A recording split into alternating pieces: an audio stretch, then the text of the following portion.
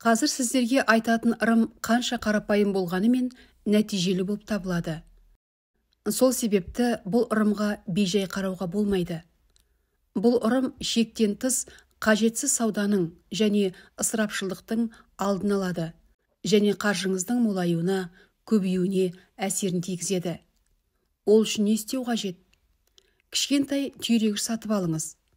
Түйрегіш жаңа әрі бұрын қолданылмаған болу керек.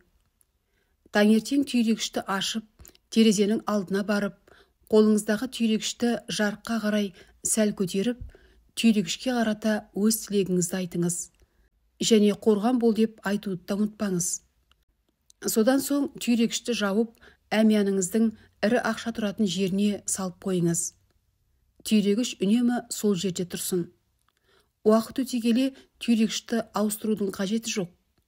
Әмияныңыздан ақшаны алғанда немесе салғанда түйрегішке көзіңіз түссе, тілегіңізді іштей қайталасаңыз артықтық етпейді.